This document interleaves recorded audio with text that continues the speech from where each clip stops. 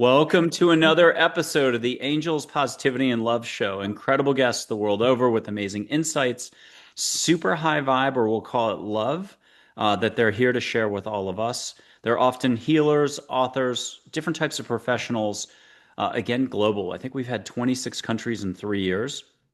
Delta Force operator, he was the youngest man ever admitted to Delta Force, White House physician to the US president, probably 75 show hosts, internationally best-selling authors. John Gray, Men Are From Mars, Women Are From Venus, 50 million books sold.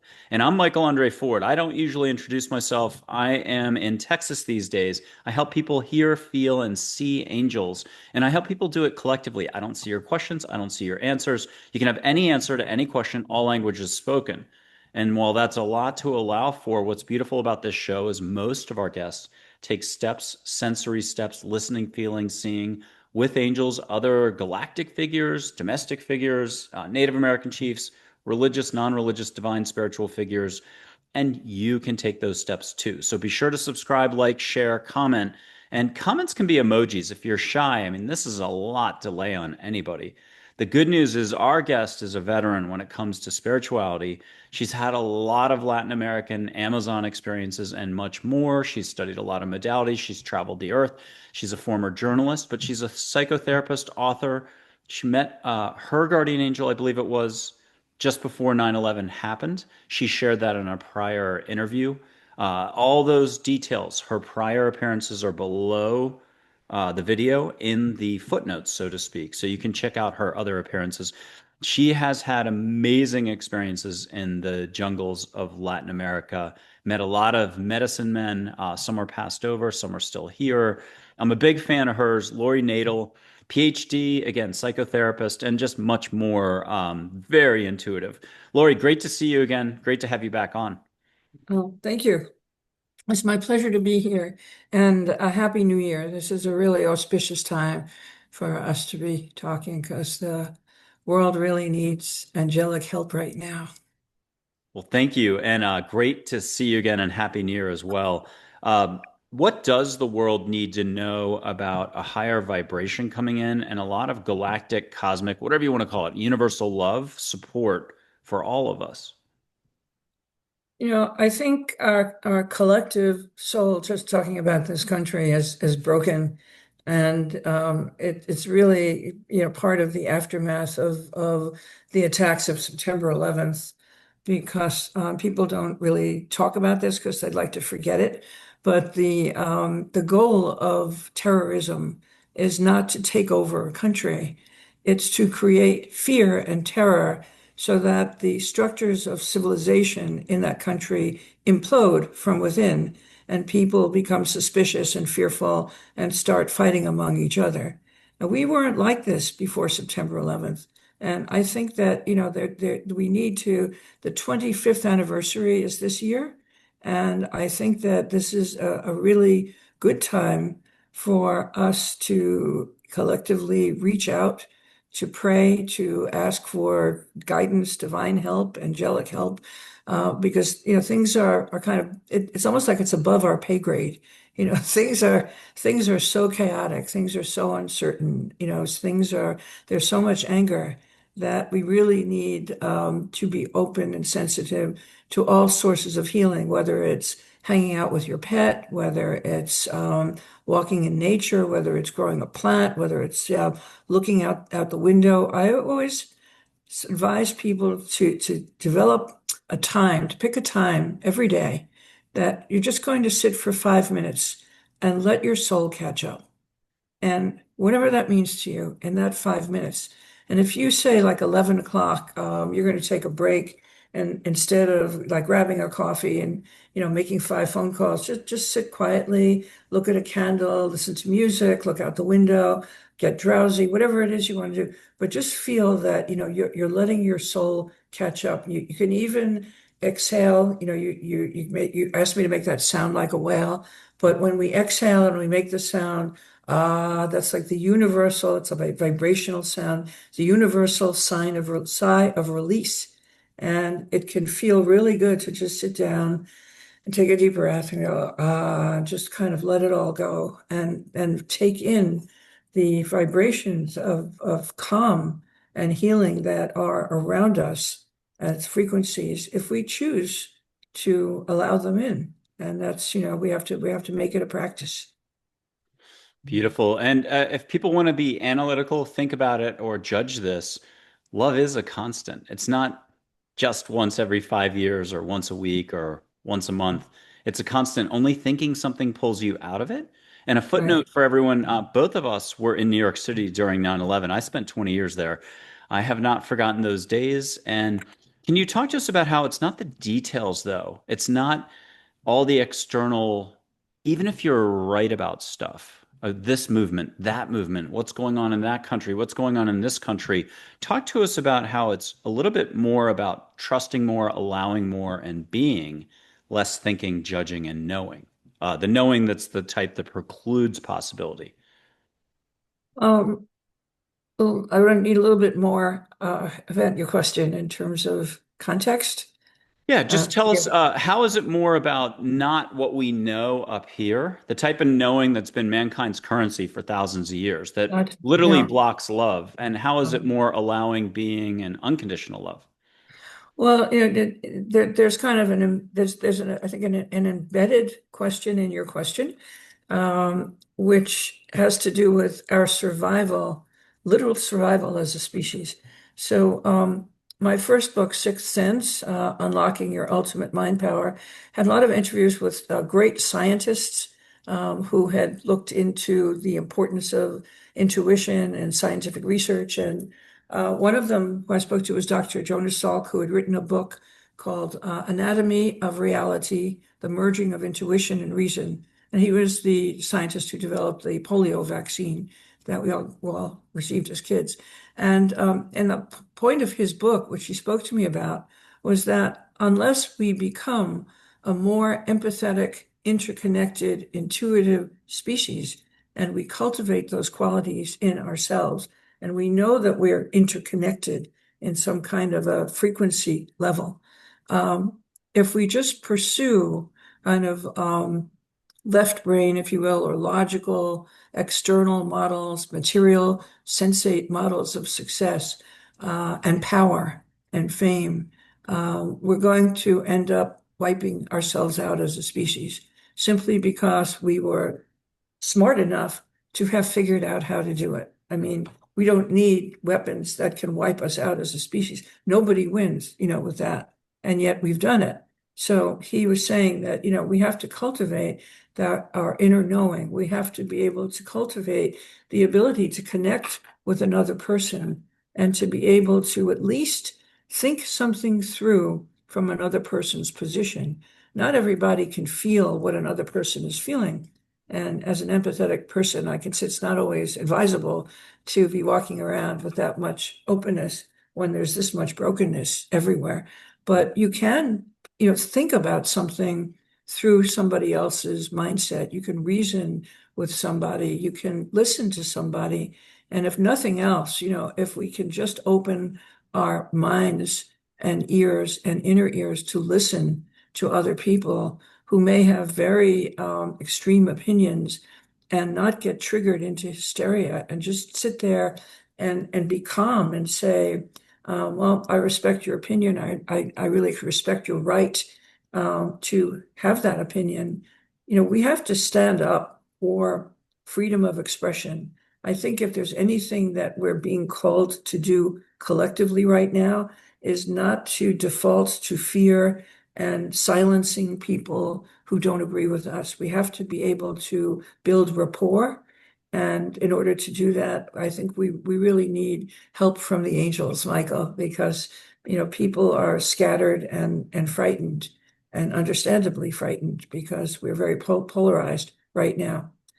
I also think we need to look at history Mm. because when we look at history, we can say that I worked as a journalist and a human rights activist in 5 dictatorships, and I can also look back it's before my time, but Nazi Germany. If there was ever a regime that could have destroyed democracy forever, it was Nazi Germany. They had an engine of death and repression, but democracy is stronger than any one person. And eventually the opposition forms, and the people who are repressive leaders or dictators, that their communities or their cabals or their inner circle start turning against each other, and eventually they damage themselves from within. So we just have to remember that history shows us that eventually, we can prevail, but we have to listen with our hearts, and we have to really be sensitive to those messages that we get from angels and from our ancestors on the other side. I traveled in South America primarily that people used to ask me, why are you here? And I would say, oh, well, I'm a journalist. And they would go, no, no, why are you? The Indians used to ask me, they'd go, no, no, why are you here? And I'd say, well, and they'd go, no, no, why are you here? And finally, one day I was waiting for a bus. I was sitting around with all these nursing mothers because the bus was several hours late. And when it arrived, they had to crank it up like something out of a Charlie Chaplin movie. And they kept like drilling me, like, why are you here? And suddenly it just kind of came from someplace deep within me. And I said, soy gitana, meaning I'm a gypsy. And everybody smiled. And then they went, gitana. And then suddenly I had a place as a wandering person that's an archetype, in the universe, right? I'm a gypsy. I'm a wanderer. I'm a spiritual gypsy in a way. And I think that we all need to have a little bit of that gypsy part of us that is wandering and curious and not expecting that we know exactly what's going to happen, and to be able to model from people who have lived and endured long periods of hardship, whether it's famine, whether it's earthquakes, whether it's war, whether it's dictatorships, people who didn't have indoor plumbing, people who didn't have electricity, they had an equanimity that we don't have. And that's what my most recent book is about, is really, what can we learn from other cultures, other traditions, and other people, how to endure long periods of instability and hardship with equanimity and empathy. So that book is called The Five Gifts: Discovering Hope, Healing, and Strength When Disaster Strikes. And we really need to turn the page and understand that we don't have the skills that people in other, what we consider to be less sophisticated, or we kind of look down on third world peoples and third world countries. And I've had people in the Southern Hemisphere say to me, yeah, you always thought you were superior to us, but you're just like us. And you have a lot of experts now that say, well, I don't know what happened. We're like a third world country, but we can learn from people who've been living under these conditions. And they have a spiritual mindset. And when people would say to me, why are you here? One day I just said, my spirit is at home here, because people in the Southern Hemisphere know that there is a spirit world, and that the spirit world is real, and it coexists, and it interpenetrates our physical material world. And we can open up, and we can coexist, and we can manage our lives. We can get help from the spirit world, whether it's through the intelligence of plants, as you spoke about, in the beginning meditation, or whether it's from animals, or whether it's from our pets, or whether it's from the sky. Nature is always very generous and is always giving us healing and messages. And we need to, if you will, capture the spirit of those indigenous people and people who have been living in countries where they have been living in conditions that are much more similar to what we're living with now, and we're not prepared for. So that's Beautifully, beautifully said. And if people could like, share, subscribe, put a comment down to what resonated with you. We're also probably going to be on Spotify by the time you see this in April of oh, oh, cool, 2026. We're going to start cool. releasing a couple episodes a week for 4 years to come, because we have enough materials to go for 4 years without recording anything new. Okay. Here's a little bit of sage. Let's break this up a little bit. People can catch sage if you don't know what this is. I got a lighter. I got a rainbow shell abalone crate and barrel tea light holder that I use to hold the sage, and a red-tailed hawk feather. You can smell the sage even if you're in Christchurch, Berlin, Ankara, it doesn't matter where, down in the jungles of Latin America. Catch a little bit of smoke, or see the smoke, catch a little bit of sage in the air. Your heart knows what to do. Trust the universe, trust angels to bring it to you.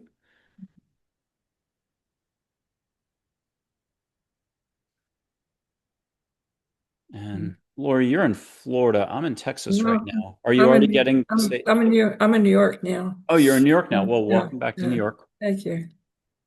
Are you catching a little bit of sage? Yes, I am. Thanks. Yes. Okay. No. And I'll snub this out. So it's nothing new for mankind to have elements that are all about control, censorship, fear, telling you how to think, how to behave. And it's been very hidden in some ways for a very long time. A lot of it might be coming to light, may not be. It depends where you are, which country, and news isn't necessarily helpful. In fact, one of the major social media platforms is perhaps being banned in January of 2026 by Great Britain and the EU. We'll see what happens in January. Here's Joy and Angel. Instead of focusing on the negative, what's the opportunity before all of us, for all of humanity who's willing to look up to the stars and be in the heart? What does Joy, this angel, say about the opportunity before us all?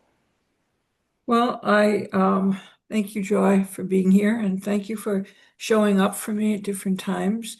I think that no matter where we are, in our journey, we can always find and look for something that makes us feel good.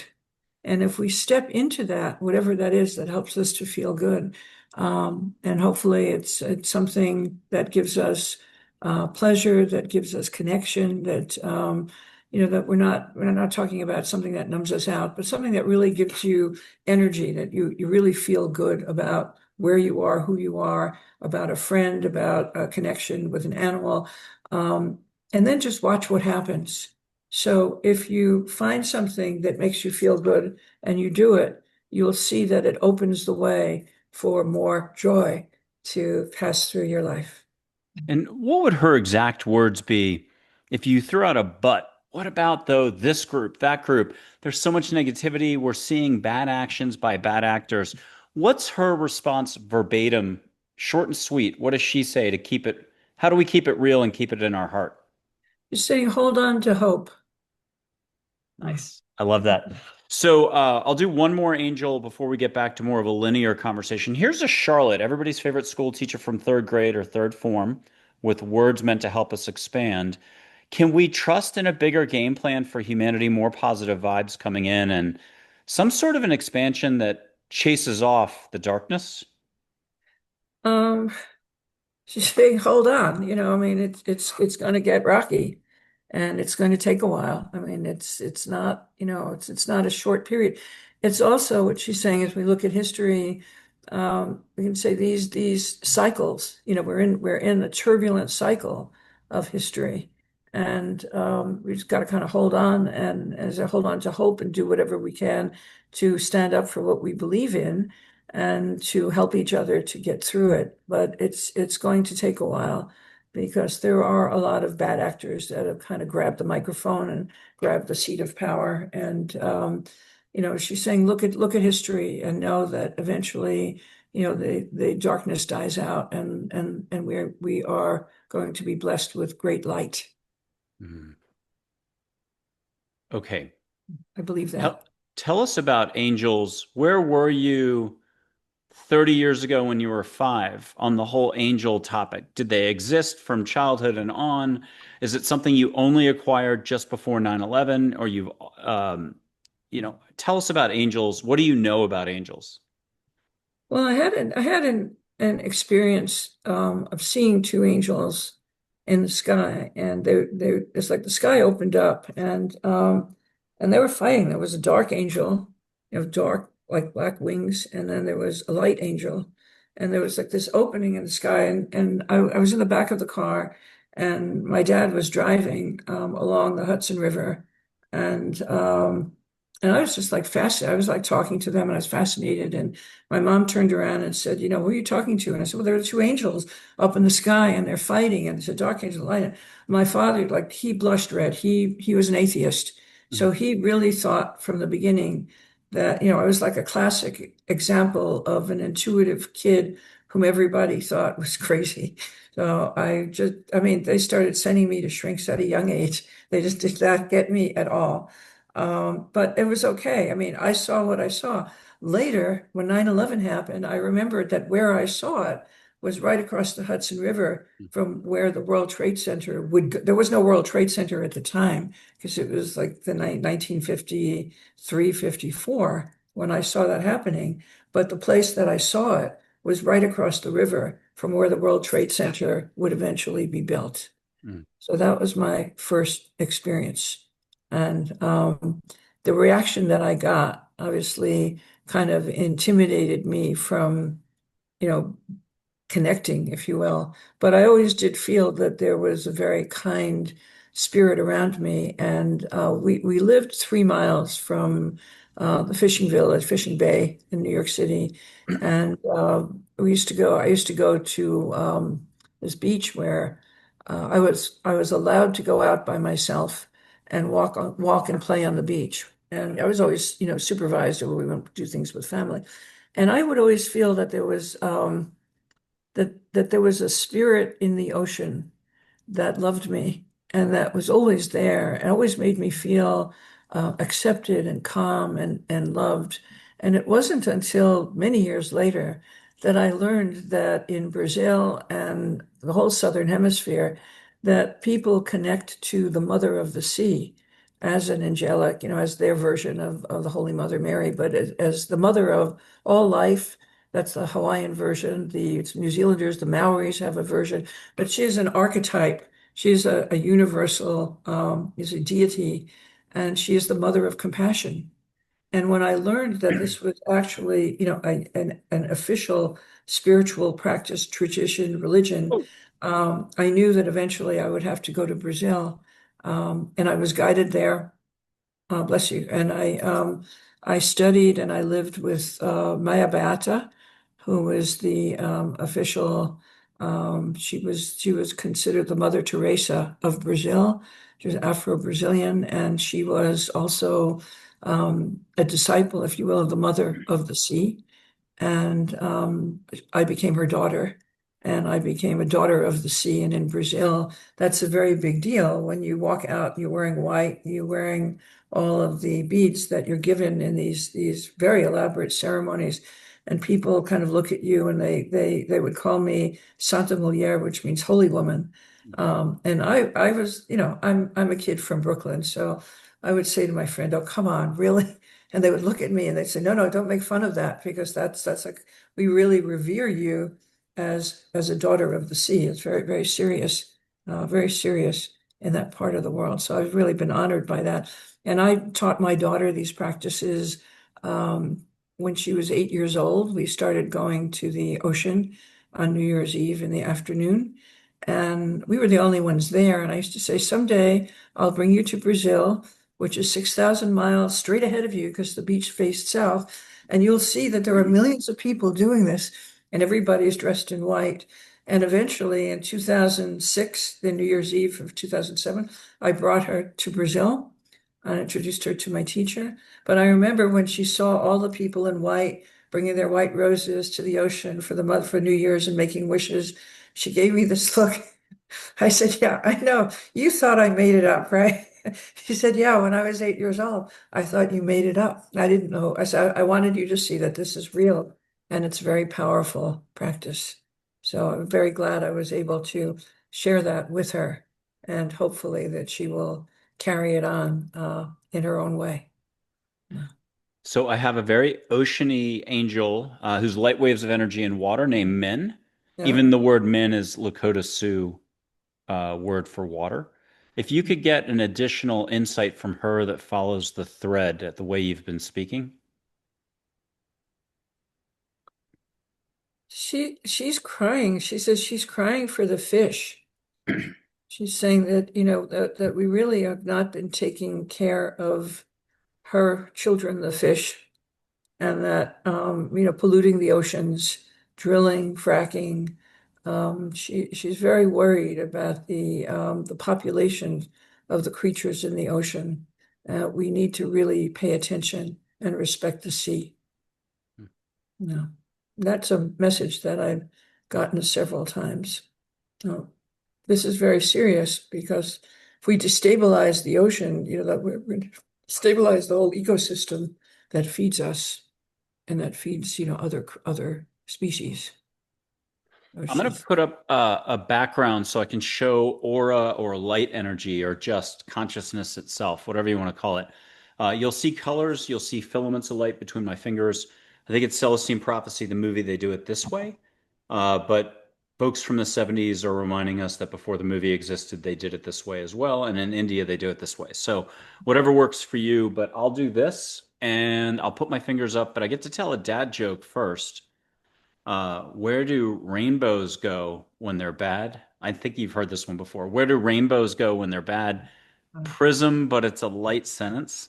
Oh, all right. So here's a little bit of light. I'll do extra and go wider and faster and broader after you get the initial. Yeah. What are you seeing right now? Well, I'm seeing purple and between your fingers, but I'm seeing like a yellow golden light against the black background. Okay. That's like mist, I guess is what I would say. And is it shifting at all?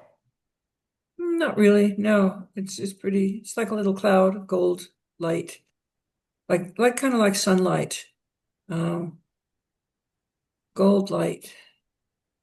Um, yeah. Okay. But when you bring your fingers closer, then I see like little sparks of purple going between your. I learned how to see auras from this wonderful woman named Barbara Bowers, who had been tested with a spectroscope, and she could see light in the ultraviolet and the infrared spectrum. She was a civil engineer and she'd been seeing this her whole life. And she wrote a book called What Color is Your Aura, Hmm. which I think is still in print. And she has a whole personality spectrum. You can answer a questionnaire and it will tell you what your primary color is of your personality. And then she has a whole description for each of the colors. So it's very cool. It's very cool. And she actually coached me and how to begin to see auras, which I'm able to do, and I've taught a lot of people how to do that, and it's really cool. And you don't Uh-huh. have to do it in person, but it's really it adds like a dimension of magic to you're sitting in a restaurant, you kind of look around and you go like, oh, that guy's a purple, or oh, this guy's like got gray sludge, right? That woman is like, oh, she's lying to herself, or you pick up a lot of empathic, data about people that you may or may not really want. So you have to be able to turn it off as well as turn it on. I think that's true of all psychics who I've spoken to. That the most important thing that they say they learn is how to turn it off. Otherwise, it can overwhelm us. No, no. What's a movie or a book you recommend that people check out that you've enjoyed over the years that you still think is relevant today? Um, wow, that's a good one. Well, I love that book, The Anatomy of Reality, The Merging of Intuition and Reason. I mean, I think that's really like a call for us to wake up, as individuals and understand that, that we need our intuition collectively for survival. And I think that that's really, really important. Trying to think of what I have. I love that. I love What Color is Your Aura. I always keep that. And I'm rereading a book called The Dance of Life by Edward T. Hall. And what's I think important about that book is he studies how different cultures conceive of time. We think of time as like there's a beginning, a middle, and an end. But he looks at time differently. Different cultures look at time differently. It's either circular or it's nonlinear or there's a wonderful story about a study that the sociologists were doing in Japan. And they took people from Tokyo. The State Department used to have something called the inbox test. And they would give a candidate like a schedule of like it would be their boss's schedule for the day with all the time slots. And then they would give them they used to do this on paper, a whole stack of index cards. And each index card would have a task or a phone call or a message or a meeting. And you had a certain amount of time, and you had to be able to slot in all of the index cards to fill out the schedule, and everything had to be organized and prioritized. And people who could do that were then advanced to the next level. So the sociologist had some version of this inbox test. And they took a group of people from Tokyo and they put them in a room. And then they got a group of fishermen from the island of Hokkaido off the coast of Japan, and they put them in a different room. And after about an hour and a half, they came back, and the people in Tokyo, everything, all the index cards were organized. They were all slotted into the schedule, and they went into the room with all the fishermen from the island, and not one index card had been touched because they didn't understand. Like, what are you talking about? This is not, this is, we don't, they did not organize time in a linear consecutive way. They said, well, we get up at dawn, and we know that there are certain tides, and we know that when the moon is getting full, we do certain, we plant certain plants during the planting season, and we harvest, at other times. And we know that certain fish are running at certain seasons. And so a sociologist developed this concept of what they called biological time.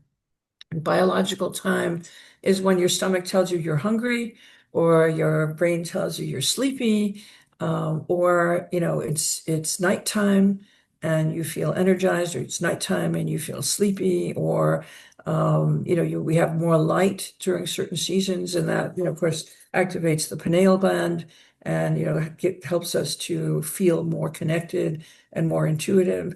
So I think it's a beautiful book that for me that helped me to open up to the idea that that you can shift your model of time so that you're not always looking at your Apple Watch and it's beeping at you. You're not always looking at the clock, and you can let your body tell time for you. You can let the moon and the stars tell time for you. You can feel that the sun wants you to come out and play. So you can be more connected to nature when you are letting yourself. And we all, as human beings, we're all basically born in biological time. Your mother's body says, okay, yeah, time for this baby to come out. So you might have been scheduled to deliver at a certain time, but unless you're getting a cesarean, the baby's going to come when it's the baby's time, when it's your body's time. So we know as mothers what it is. From the time that we enter puberty, we know what biological time is all about, but we're taught to override it with digital time. And I think that, and I think this is a book that is so important. I think it'll melt a lot of our strange differences that we have now if we all kind of, step into our bodies and allow our connectivity to be through it's biological. We're all on a journey.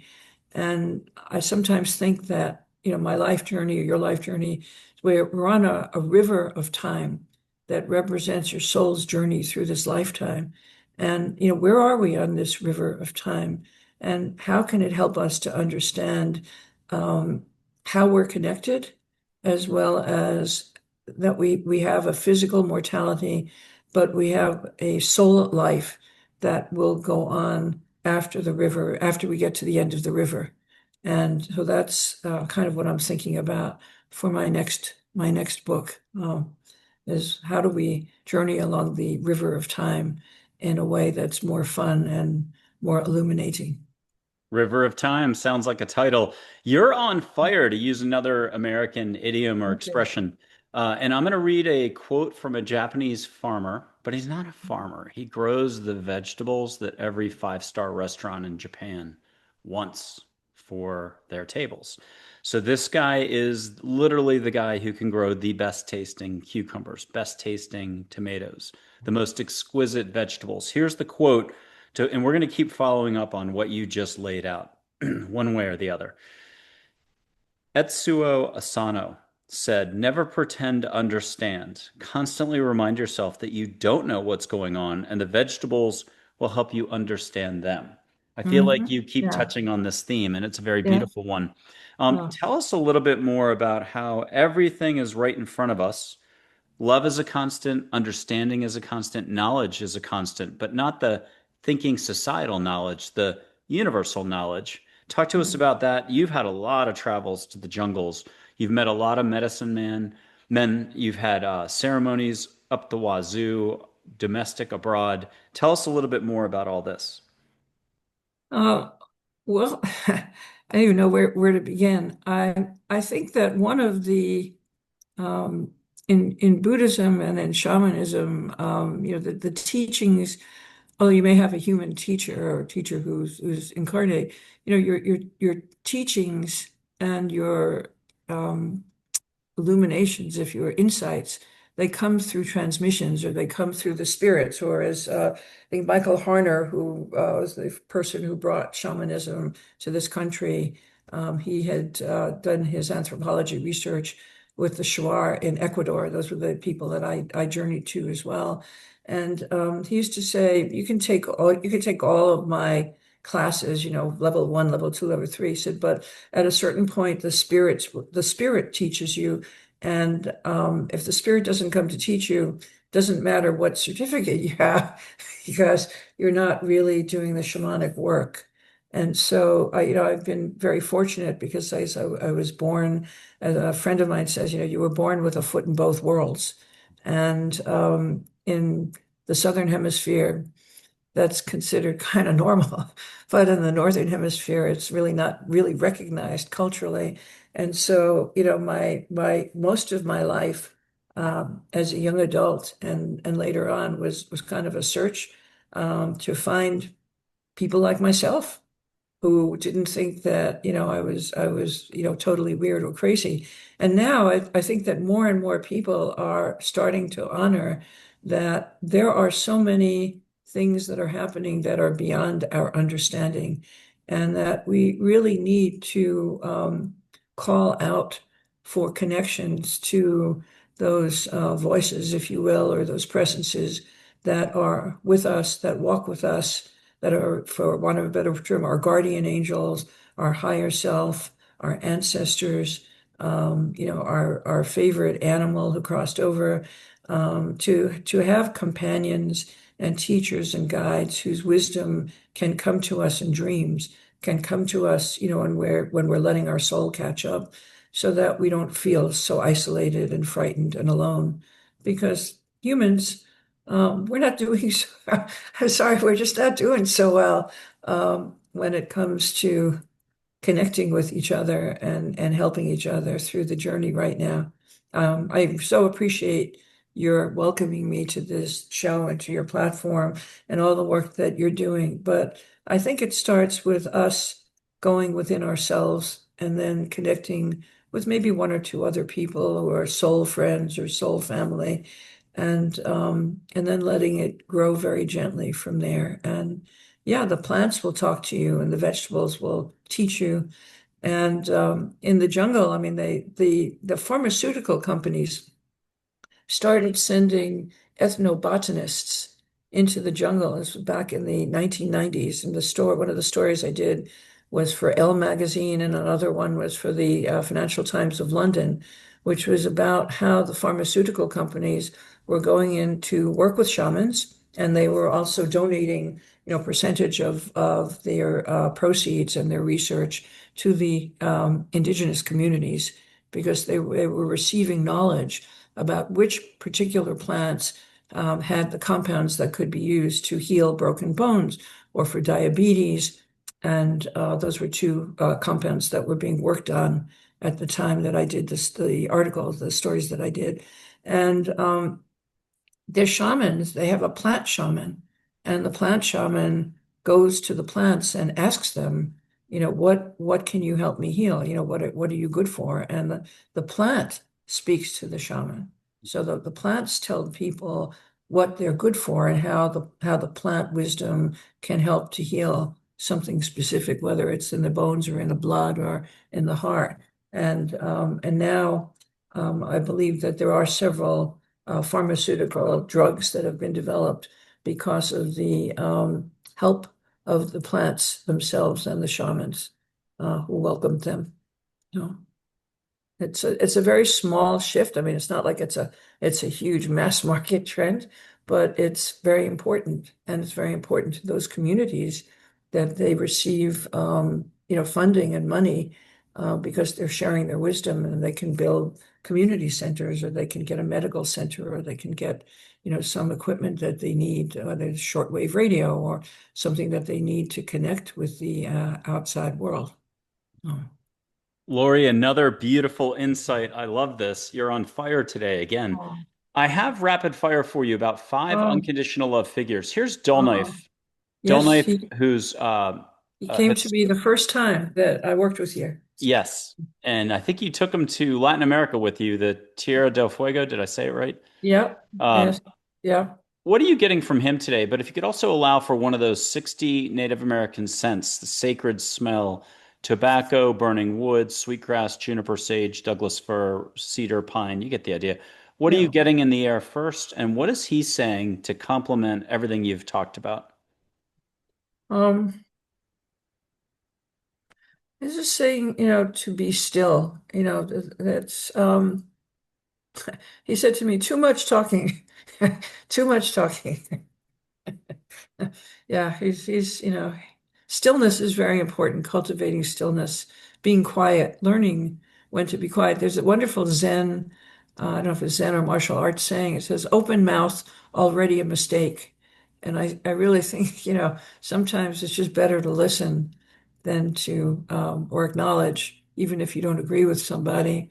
Thank you for telling me that. And, thank you for letting me know what you think. And I respect your right to think that, even if I don't agree. And we have to learn how to very gently deflect and not react. So I guess that would be part of that stillness that Dull Knife was talking about. And I have a quote that may be from Karl Hammerschlag, who has since passed over, but I think he was tight with the Dr. Patch Adams. In Oh, right. American society, we think something is happening when there is talking. In Native American tribes, something is happening when there is silence. And I think we want to swap the words out there, stillness instead of silence. One time, these three chiefs said, "There's no such thing as silence. There's only stillness." I'll put up Red Shirt next, but this is Geronimo, Red Shirt, and Dull Knife. And we'll do Geronimo after that. Here's Red Shirt, the gentlest mom in the world, Lakota Sioux chief, and he's wearing a U.S. presidential medal. Absolutely gentle, gentle, gentle, compassion, compassion, compassion soul, like the gentlest mom in the world. What are you hearing from Red Shirt as a reminder for all of us? Richard is showing me like a council, like a cabinet, and he's there. A couple of other indigenous people. There are people who represent different religions, different cultures, and it's some kind of a government council. And he's saying that in the future, um, that's going to happen. You can't just have a cabinet with, you know, pardon me, but white guys just sitting around making decisions. We need to have a multicultural cabinet of people who will be able to really listen to each other. I've got Geronimo, older Geronimo, Uh, and he'll come in straight away. What's he saying? yeah.